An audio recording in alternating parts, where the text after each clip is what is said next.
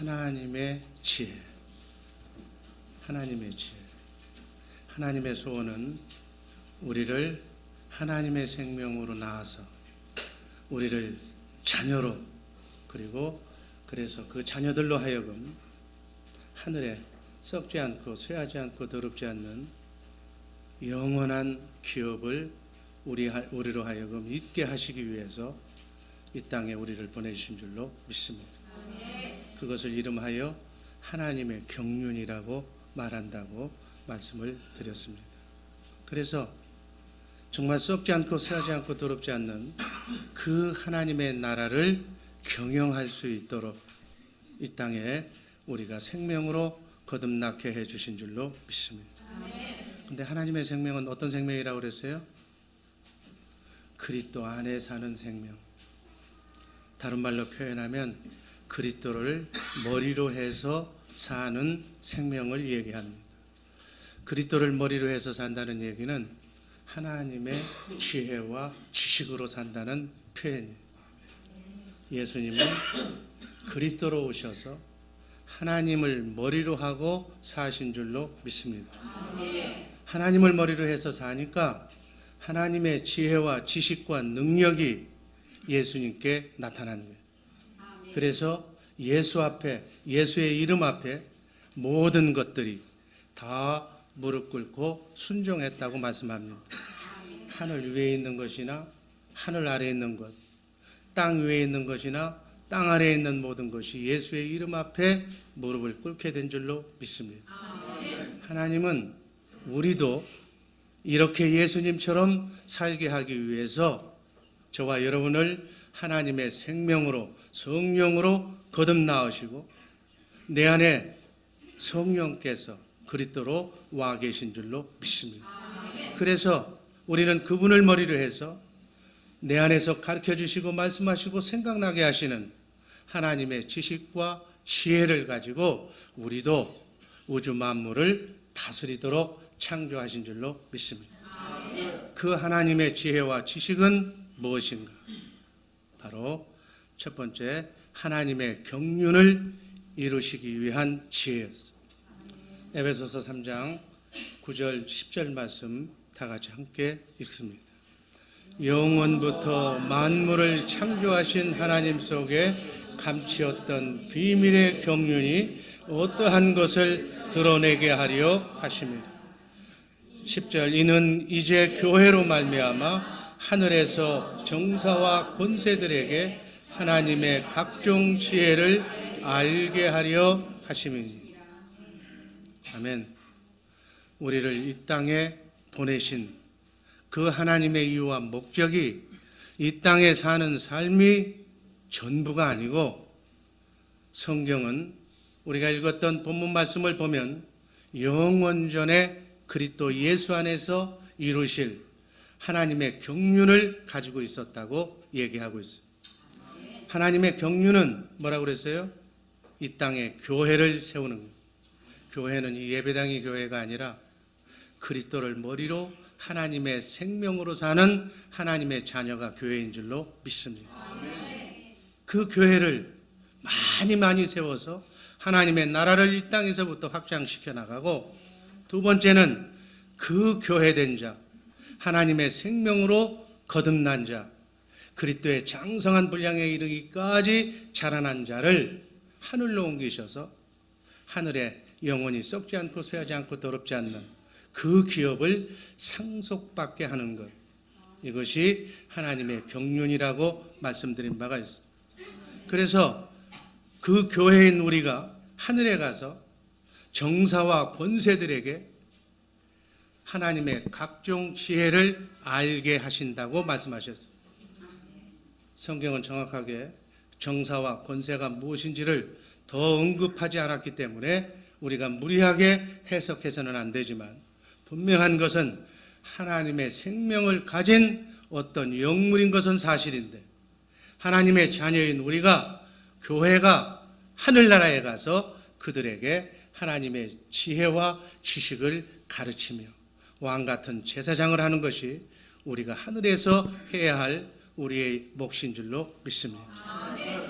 그런 의미에서 본다면 우리가 사는 이 땅의 삶이 전부가 아니라는 얘기죠. 아멘. 이 땅에 사는 동안에 우리는 어찌하든지 하나님의 생명으로 거듭나서 그리스도의 장성한 분량에 이르도록 우리 속사람이 하나님의 지혜와 지식으로 자라나야 되는 연습장이요 훈련장인 줄로 믿습니다. 그렇게 장성한 분량에 이르기까지 자라난 자들이 하늘에 가서 우리의 기업인 하나님의 기업인 하늘나라를 상속받아서 정사와 권세들에게 각종 지혜를 다스리면서 그 나라를 경영하게 되는 그러한 소명이 우리에게 있음을 분명하게 기억하시기를 바랍니다. 베드로 사도는 베드로전서 1장 3절 4절에서 분명하게 이 부분을 가르쳐주고 있습니다. 한번 읽습니다. 우리를 거듭나게 하사 산 소망이 있게 하시며 썩지 않고 더럽지 않고 쇠하지 아니하는 기업을 있게 하시나니 곧 너희를 위하여 하늘에 간직하신 것이다. 아멘. 베드로 사도가 우리에게 가르쳐줍니다. 우리는 하늘나라에 우리의 기업이 있다는 거예요. 우리의 나라가 다스릴 나라가 있다는 거예요. 그 나라에서 우리는 영원히 주님과 함께 살게 될 줄로 믿습니다. 그러니까 이 땅에서는 이 육신의 몸을 벗기 전까지 그 영원한 나라를 위해서 열심히 준비하면서 살아야 될 줄로 믿습니다. 바울 사도도 삼층천을 보고 온 바울 사도도 고린도 후서 5장 1절에서 이렇게 말씀합니다. 한번 읽습니다. 만일 땅에 있는 우리의 장막집이 무너지면 하나님께서 지으신 집 곧 손으로 지은 것이 아니요 하늘에 있는 영원한 집이 우리에게 있는 줄 아나니. 아멘. 이 땅에 있는 이 장막집은 우리의 몸을 얘기하는 거예요. 영원한 집은 우리가 영원히 사는 썩지 않고 쇠하지 않고 더럽지 않는 하늘의 처소를 말하는 줄로 믿습니다.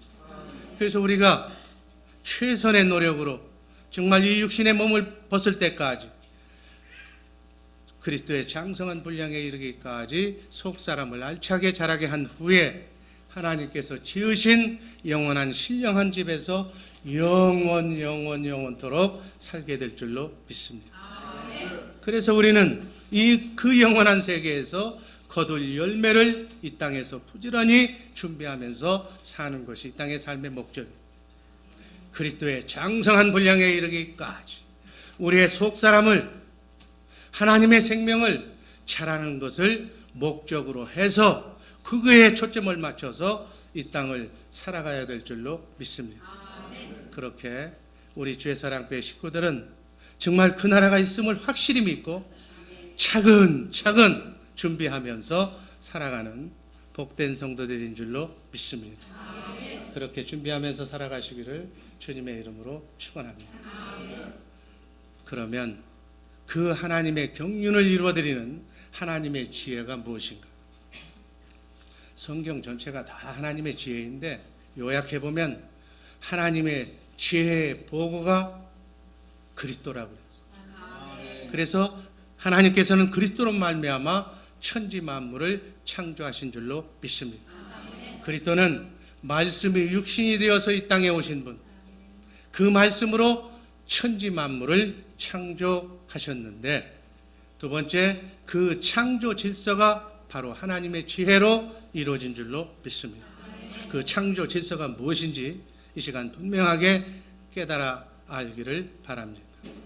골로새서 1장 16절 말씀 한번 읽습니다. 만물이 그에게 창조되되 하늘과 땅에서 보이는 것들과 보이지 않는 것들과 혹은 보좌들이나 주관들이나 정사들이나 권세들이나 만물이 다 그로 말미암고 그를 위하여 창조되었고. 하나님께서 천지 만물을 창조하실 때 우리 육신의 눈으로 보이는 것도 창조하셨지만 눈으로 보이지 않는 어떤 영물도 함께 창조하셨다고 말하고 있어요. 그런데 그 창조 방법이 하나님의 질서 가운데 창조하셨다는 말씀입니다. 어떤 질서인가? 골로새서 1장 17절 말씀 한번 읽습니다. 그분은 만물보다 앞서 계시고 만물은 그분으로 말미암아 존속합니다. 그리고 모든 것이 그리스도로 말미암아 유지되도록 하셨습니다. 아멘. 우주 만물은 그리스도 하나님이 창조하셨는데 모든 그 창조된 피조물은 보이는 것이나 보이지 않는 영체거나 할 것 없이 그리스도로 말미암아 유지되도록 존속되도록 그렇게 창조하셨다 그 말씀입니다. 아멘. 그래서 눈에 보이지 않는 천사들과 영적 존재들도 함께 창조하셨어요. 그것들까지도 그리스도로 말미암아 존속되고 유지되도록 창조하신 줄로 믿습니다. 히브리서 11장 3절 말씀을 공간 복음을 통해서 한번 읽어봅니다. 우리는 믿음이 있으므로 이 세상이 하나님의 말씀으로 창조되었다는 것, 곧 우리의 눈에 보이는 것이 보이지 않는 것에서 나왔다는 것을 압니다. 아멘. 우리 눈에 보이는 모든 것들이 눈으로 보이지 않는 것에서 나왔다. 쉽게 얘기하면 그리스도는 하나님 안에 있는 말씀인데, 말씀이 육신이 되어 오신 하나님인데, 그 말씀으로 영이신 하나님이 우주 만물을 천지를 지으셨다 그 말씀. 창세기 1장 1절 말씀 한번 다 같이 읽습니다. 태초에 하나님이 천지를 창조하시느니라. 천지 만물은 우리 눈으로 보여요. 그러나 그 천지는 눈에 보이지 않는 영이신 하나님이 창조했다는 말씀이에요. 기초적인 얘기입니다. 눈에 보이는 것이 눈에 보이지 않는 영에서 비롯되어서 이렇게 피조되었다. 바로 이것이 거룩한 하나님의 창조 질서예요. 아멘. 이것이 바로 하나님의 지혜예요. 그러면 성경에서 그러한 신뢰를 한번 찾아보겠습니다. 마태복음 9장 32절 말씀 한번 봅니다. 저희가 나갈 때 귀신 들려 벙어리 된 자를 예수께 데려오니.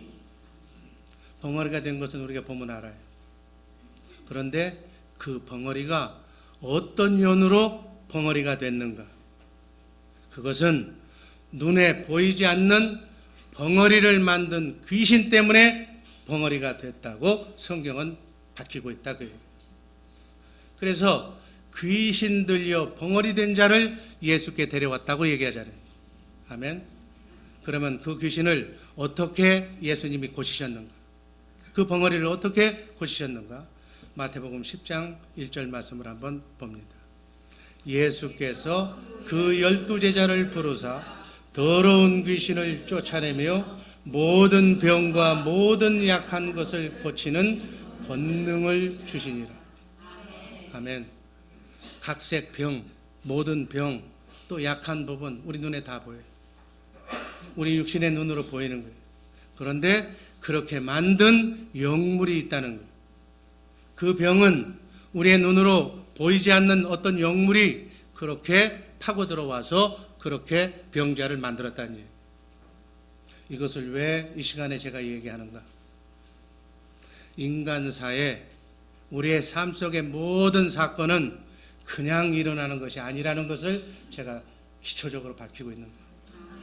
육신의 눈으로 보이는 우리에게 찾아오는 가난, 실패, 불안, 불평, 다툼 이런 싸움들은 눈에 보이지 않는 영의 세계에 그 무언가가 작용해서 우리의 삶 속에 표출되고 있다 그 말씀.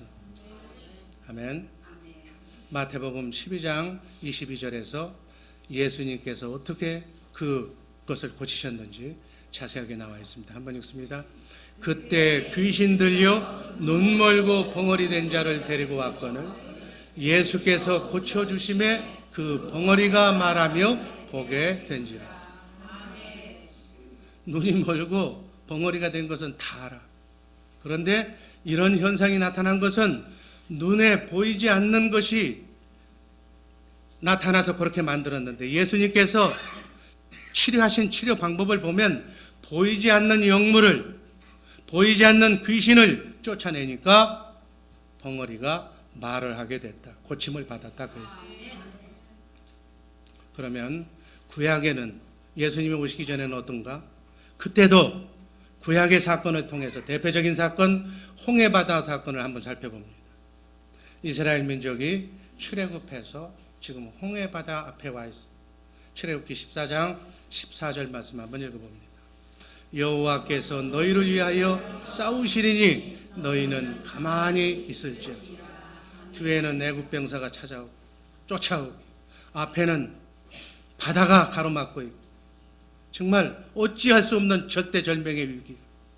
그런데 모세가 기도하니까 여호와 하나님이 싸우시니까 이것은 너희들이 하는 육적인 싸움이 아니라 영적인 싸움이라고 그렇게 말씀하시는 내용이에요.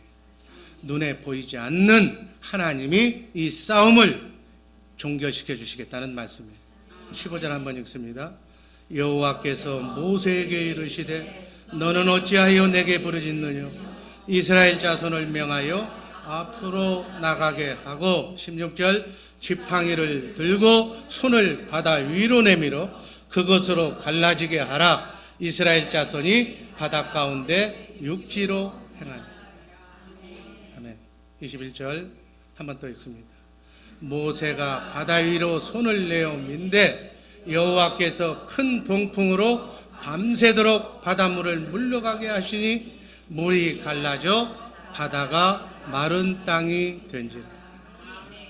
백성들이 보기에는 모세가 영역이 있어서 지팡이를 들고 손을 내미니까 물이 좌우로 갈라지더라. 우리의 영웅 모세 이것만 생각했을 거예요. 그러나 물이 갈라진 그 모습을 봤지만은 이렇게 갈라지도록 하신 분이 따로 있다는 얘기예요. 우리의 눈으로 보이지 않는 하나님이 그렇게 하신 줄로 믿습니다. 성경을 이러한 각도로 우리가 공부하고 또 이러한 각도로 이해해야 될 줄로 믿습니다. 대표적인 것도 하나 여리고성 사건을 한번 보겠습니다. 적과 꿀이 흐르는 가나안 땅. 그 가나안 땅에 들어가면 정말 모든 것이 이제 다 해결될 줄 알았는데 엄청난 축복이 기다릴 줄 알았는데 이스라엘 백성들 앞에는 지금 뭐가 버티고 있어요? 난공불락의 여리고성이 버티고 있어요. 자기네들 힘으로는 도무지 감당할 수 없는 난공불락의 요새가 가로막고 있었다는 얘기예요. 이 여리고성 사건을 그냥 구약의 하나의 사건이지 그것이 나하고 무슨 관계가 있느냐, 우리는 그렇게 생각할 수가 있어요. 의미가 있는 얘기예요. 우리 인간 사회도 여러분의 앞길에도 여러분의 힘으로는 도대체 해결할 수 없는 마치 여리고성과도 같은 삶의 문제가 여러분 앞을 가로막고 있다는 사실. 여리고성 사건은 단순한 구약의 성경 얘기가 아니라 바로 오늘 여리고 사건 같은 그러한 문제가 우리 앞에 닥쳤을 때 그 문제를 어떻게 해결하느냐, 해결 방법을 우리에게 제시하고 있는 하나님의 말씀으로 받으시기를 바랍니다. 여호수아서 5장 13절 말씀 한번 읽습니다. 여호수아가 여리고에 가까웠을 때 눈을 들어본즉 한 사람이 칼을 빼어 손에 들고 마주 섰는지라. 여호수아가 나아가서 그에게 묻되 너는 우리를 위하느냐 우리의 대적을 위하느냐. 난공불락의 여리고성 앞에 지금 여호수아가 기도하고 있는 그 여리고성에 딱 맞고 서 있는 존재가 큰 칼을 차고 난 사람이 하나 나온 거예요. 여호수아가 우리를 위하느냐 대적을 위하느냐, 쉽게 얘기하면 네가 저쪽 편이냐 우리 편이냐 그 얘기. 그러니까 14절에 그 사람이 얘기를 합니다. 한번 읽습니다. 그가 가로되 아니라 나는 여호와의 군대 장관으로 이제 왔느니라. 여호수아가 땅에 엎드려 절하고 가로되 나의 주여 종에게 무슨 말씀을 하시려 하나이까. 아니다, 나는 너의 대적이 아니고 여호와의 군대 장관, 쉽게 얘기해서 천사장이다. 하나님이 보내서 왔다.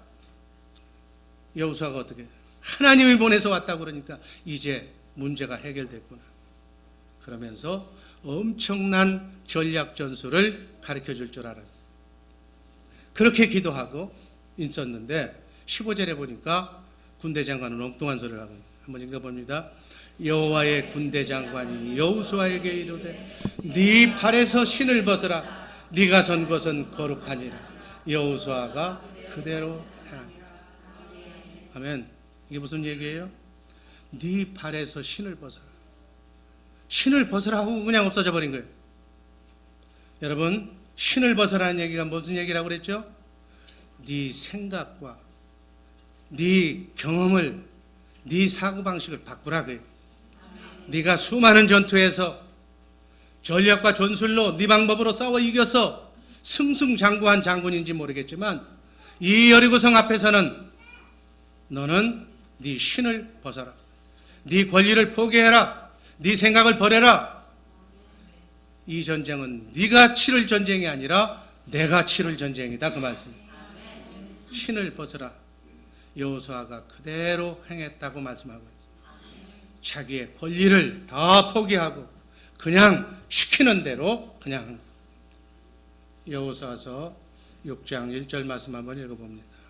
이스라엘 자손들로 인하여 여리고는 국회다 쳤고 출입하는 자가 없더라. 2절 여호와께서 여호수아에게 이르시되 보라 내가 여리고와 그 왕과 용사들을 네 손에 붙였으니 3절 너희 모든 군사는 성을 둘러 성주의를 매일 한 번씩 돌되 엿새 동안을 그리하라. 그저 딴짓하지 말고 성만 하루에 한 번씩 엿새 동안을 돌라. 4절 또 읽습니다. 제사장 7은 7 양강나팔을 잡고 언약궤 앞에서 행할 것이요 제7일에는 성을 7번 돌며 제사장들은 나팔을 마지막 날에는 성을 7번 돌아라. 그리고 5절에 제사장들이 양강나팔을 길게 울려 불어서 그 나팔 소리가 너희들에게 들릴 때에는 백성은 다 큰 소리로 외쳐 부를 것이라. 그리하면 성벽이 무너져 내리리. 여러분, 이게 말이 돼요? 지금 불화살로 대포를 동원해도 그 난공불락에 성이 무너질지 말지 하는데 그냥 돌라는 게 비무장으로.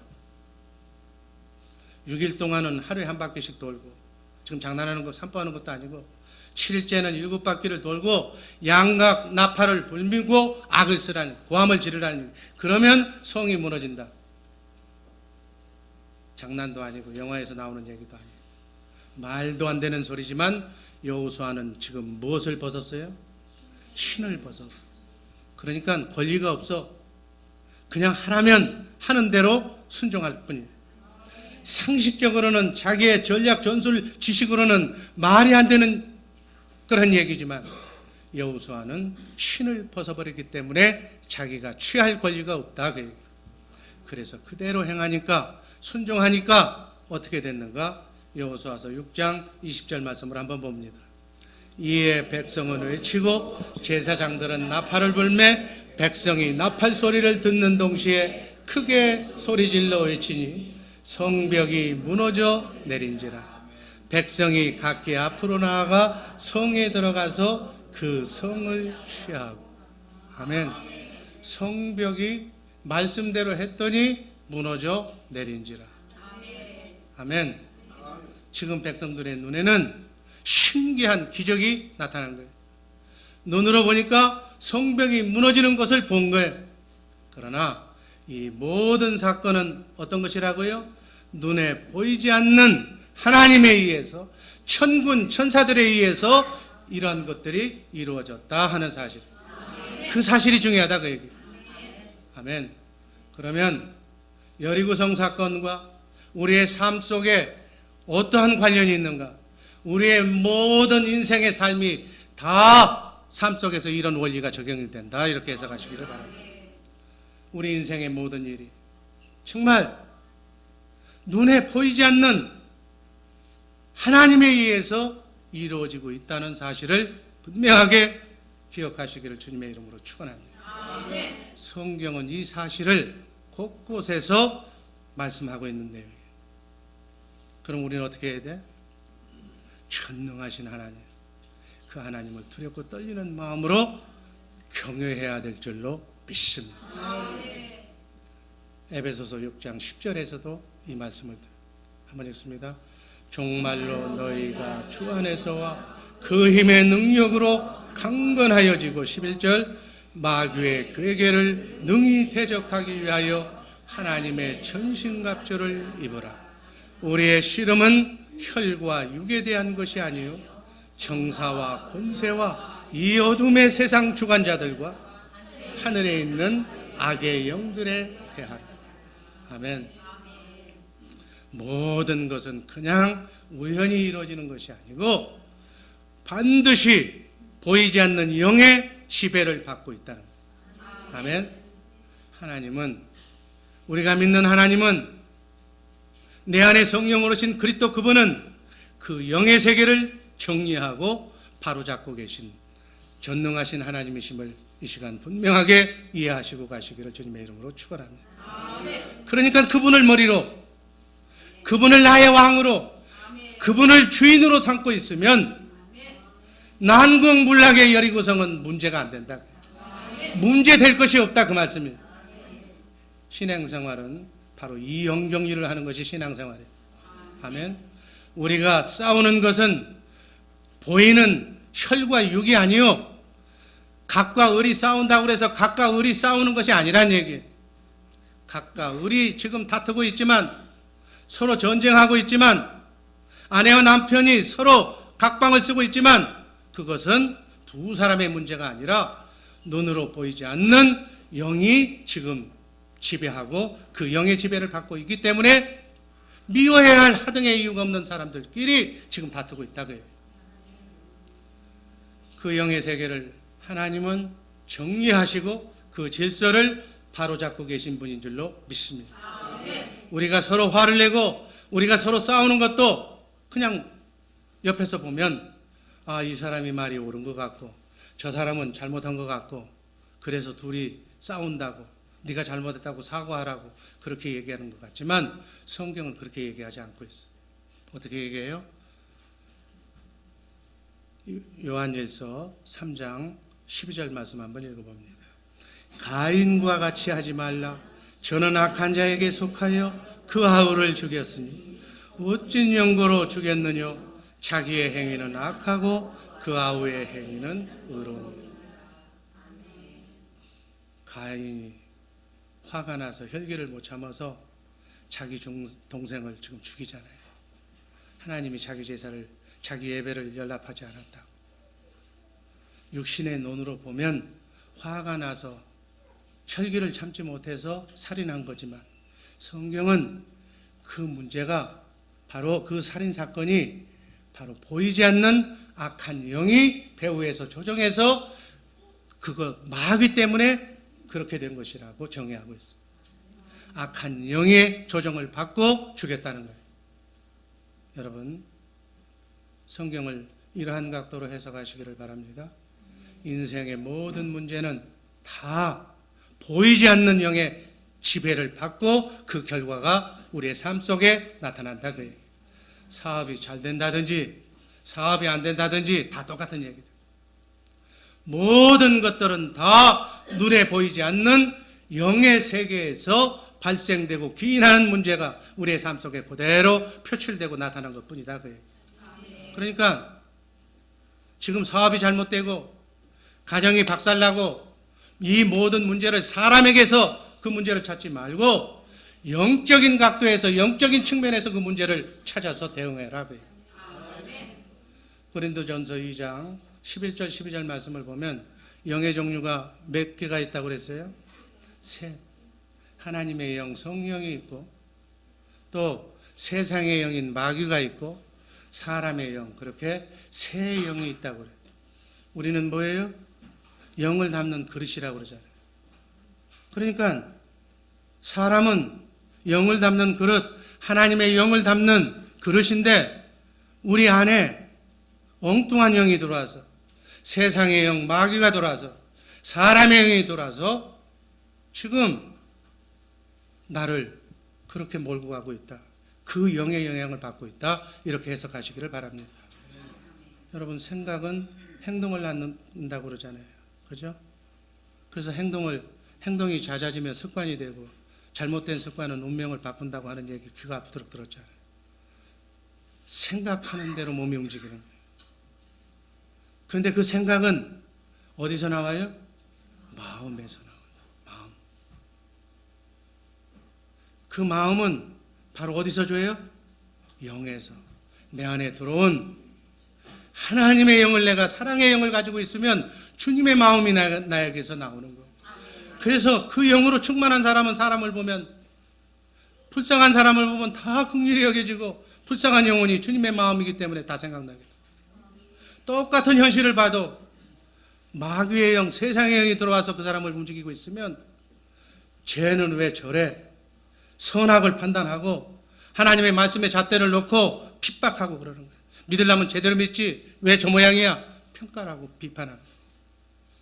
내 영에 따라서 내 속에 있는 것이 밖으로 나타나고 말을 하고 생각으로 움직이는 것이다. 그래서 성경은 뭐로 지킬 만한 것 중에 뭐라고 그래요? 네 마음을 지키라. 아멘. 그 말씀은 영으로, 하나님의 영으로, 성령이 주시는 주님의 마음으로, 신의 성품으로 네 마음을 항상 유지하고 있어라. 너희는 이 마음을 품으라. 그리스도 예수의 마음이니. 그 예수의 마음이, 그리스도의 마음이 구원이에요. 아멘.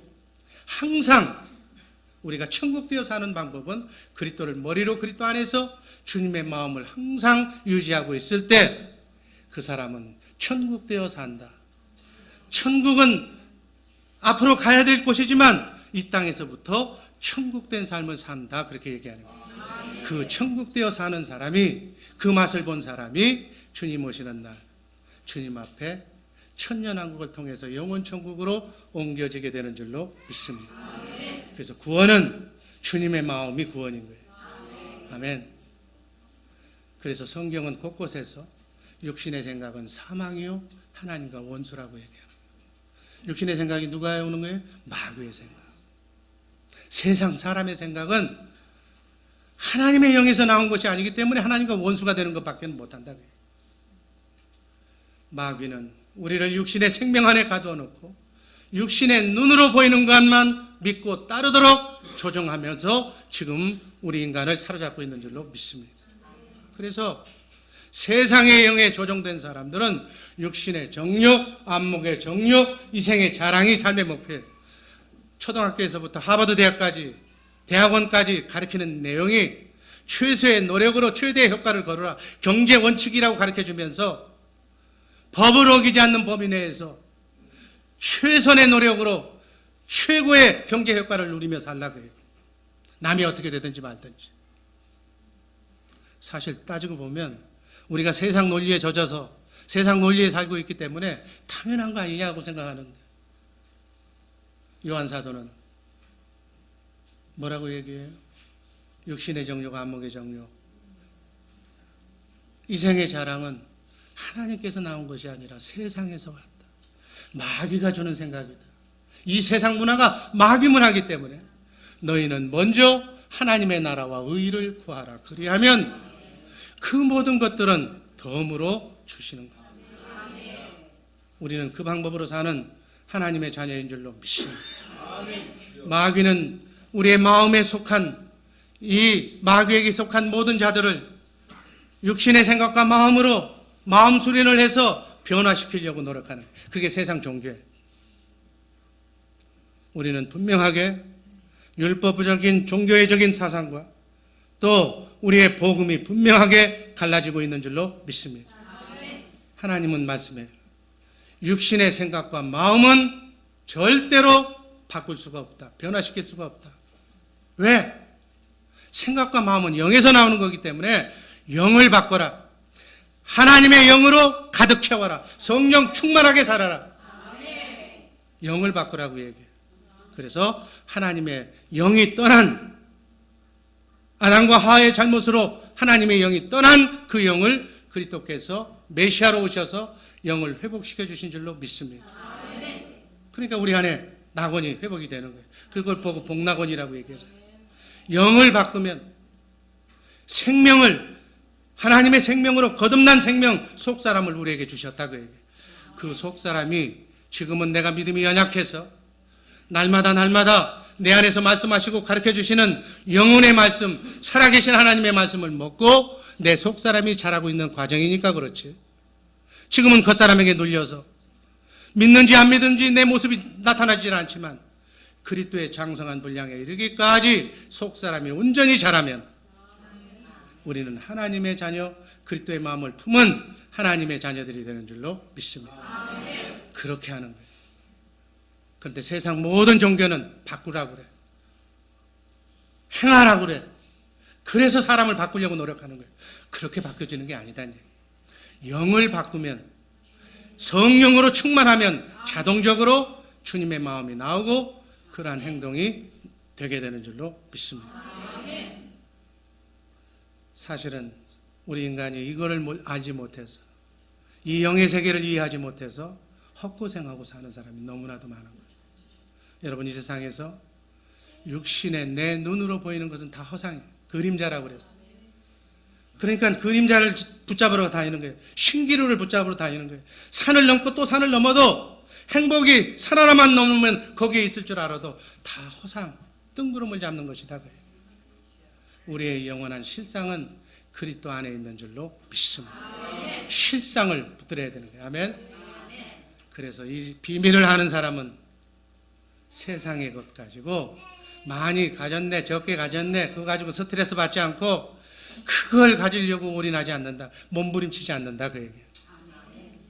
세상의 모든 권세와 능력과 눈에 보이는 것과 보이지 않는 모든 것을 지배하고 다스릴 수 있는 하늘과 땅의 모든 권세가 그리스도에게 있는 줄로 믿습니다. 그래서 모든 만물이 하늘 위의 것이나 하늘 아래 것이나 땅 위의 것이나 땅 아래에 있는 것들이 그분의 말씀 앞에, 예수의 이름 앞에 무릎을 꿇게 되는 줄로 믿습니다. 그래서 지혜 중에 최고의 지혜가 뭐예요? 그리스도를 머리로 해서 교회되어 사는 자가 최고의 지혜자다. 그 얘기예요. 아멘. 그리스도 안에 우주 만물을 창조하신 하나님의 창조 지혜가 그리스도 안에 있다고 그러잖아요. 그 그리스도가 나의 머리라면 우리는 지체니까 그분이 주시는, 머리가 주는 생각과 마음으로, 또 그리스도와 붙어 있으면 내 안에 성령으로 오신 그분이 말씀하시고 가르쳐 주시고 생각나게 해주시고 보여주셔서 그대로 마음으로 믿고 입으로 시인할 때, 아멘, 천사가 수정되는 놀라운 역사가 일어날 줄로 믿습니다. 우리 주의 사랑교회 식구들, 이 지혜로 사는 하나님의 경륜을 이루어드리는 복된 성도들 되기를 주님의 이름으로 축원합니다. 마지막으로 하나님의 지혜는 바로 그리스도를 머리되어 교회되어 사는 그것이 지혜다. 고린도전서 11장 3절 말씀, 그런 각도로 초점을 맞춰서 다시 한번 읽습니다. 그러나 나는 너희가 알기를 원하노니 각 남자의 머리는 그리스도요 여자의 머리는 남자요 그리스도의 머리는 하나님이시다. 아멘. 이 지혜, 이 창조 질서대로 하나님이 우주 만물을 창조하신 거예요. 이 창조 질서에 역행하면 불행해지는 거예요. 하나님이 천지를 창조하실 때, 특별히 우리 인간을 창조할 때 바로 이 거룩한 질서 가운데서 우리 인간의 머리는 그리스도로, 아멘, 그리스도의 머리는 하나님으로 이렇게 창조해서 예수님은 온전히 육신을 입고 이 땅에 인간으로 오셨을 때는 100% 하나님이요 100% 인간이신 그분은 바로 하나님을 머리로 해서 산 줄로 믿습니다. 예수님이 곳곳에서 이렇게 증언하잖아요. 나는 내 자의로 내 생각대로 아무것도 하지 않았다. 내 안에 하나님, 내 안에 계신 아버지, 그 아버지의 말씀을 대언하며 살았다고 말씀한 줄로 믿습니다. 이렇게 예수님이 그렇게 하나님의 지혜와 지식으로 사니까 땅에 있는 모든 것들이 다 예수의 이름 앞에 순종한 줄로 믿습니다. 바다가 순종하고 바다가 잠잠해져. 죽은 자가 살아나고 귀신이 떠나가고 오병이어의 역사가 하나님만이 하실 수 있는 일을 예수님이 하셨다고요. 하나님은 이렇게 하나님의 지혜와 지식으로 살게 하기 위해서 우리 인간을 창조하신 줄로 믿습니다. 우리는 예수님을 닮는 사람들이에요. 아멘. 여러분 절대로 인간을 모토로 하지 마세요. 뭐 내 생애 멘토가 뭐 누구누구다. 너 그건 안 믿는 사람들 얘기. 우리는 예수님이 멘토예요. 예수님만 바라보고 가는 사람들이. 그 누구도 보지 마라. 여기 있는 담임 목사도 봐서도 안 돼. 왜? 기도하지 않고 성령으로 충만하지 않으면 여기 있는 담임 목사한테도 실망할 수가 있어. 성령으로 항상 주님의 마음으로 유지하는 예수님처럼 사는 우리 주의 사랑교회 식구들 되기를 주님의 이름으로 축원합니다. 예수님이 그렇게 사셨고 제자들도 그렇게 살았고 우리도 그렇게 살 줄로 믿습니다. 우리는 이 세상 사는 동안에 정말 어찌하든지 하나님의 지혜와 지식이 그리스도의 장성한 분량에 이르기까지 충만하게 자라나서 그 지식과 지혜를 하늘나라로 가지고 가서 썩지 않고 쇠하지 않고 더럽지 않는 그 하늘나라, 여러분과 나의 나라를 기업을 물려받아서 그 기업을 경영하도록 하시기 위해서 우리를 하나님의 형상의 모양으로 창조하신 줄로 믿습니다. 아멘. 그 경륜을 이뤄드려야 돼, 우리가 이 땅에서. 결론입니다. 하나님의 지혜의 첫 번째는 눈에 보이는 현상이 눈에 보이지 않는 것에서 나왔다는 것을 분명하게 이해하시기를 바랍니다. 육신의 마음, 내 마음은 눈으로 보이지 않는 영에서 영향을 받고 나온 마음이다. 그래서 영의 질서를 바로잡지 않으면 눈에 보이는 것이 변화되지가 않는 거예요. 아멘. 모든 것은 내 마음 먹기 달렸다고 그러잖아. 그 마음이 누구 마음이냐? 주님의 마음이 되시기를 주님의 이름으로 축원합니다. 사단의 마귀의 마음을 가지고 있으면 세상이 피곤해. 그 사람이 가는 곳마다 문제가 생겨 트러블 메이커가 되는 거예요. 주님의 마음을 품으면 그 사람이 가는 곳마다 화평과 평화가 넘쳐나는 줄로 믿습니다. 그러니까 우리 영만 하나님의 영으로 성령으로 충만하게 유지하고 살면 되는 거예요. 예수님이 이 땅에 오셔서 하신 일이 바로 영의 세계를 바로 잡기 위해서 이 땅에 오셨어요. 그래서 예수님이 가는 곳마다 귀신이 먼저 알아봐. 창조주 하나님을 귀신이 먼저 알아보고 아직 때가 안 됐는데 왜 여기 오셨느냐고 주의들이 먼저 떠나. 예수님은 그렇게 사신 줄로 믿습니다. 벙어리 된 자를 치료하기 위해서 다른 방법 쓰지 않으셨어. 오직 벙어리를 되게 만든 그 영물을 찾아서 벙어리가 되게 한 귀신아 떠나가라 하고 쫓으니까 벙어리가 말을 하게 되더라고요. 마찬가지 우리 눈으로 보이지 않는 성령의 생명을 주님의 마음을 우리에게 주셔서 우리에게 말씀하고 가르쳐 주시는 그 영광을 보여주시는 그 영광을 보고 마음으로 믿고 입으로 시인하면 우리의 삶 속에 하나님의 영광이 나타나는 줄로 믿습니다. 이것이 바로 하나님의 첫 번째 지혜예요.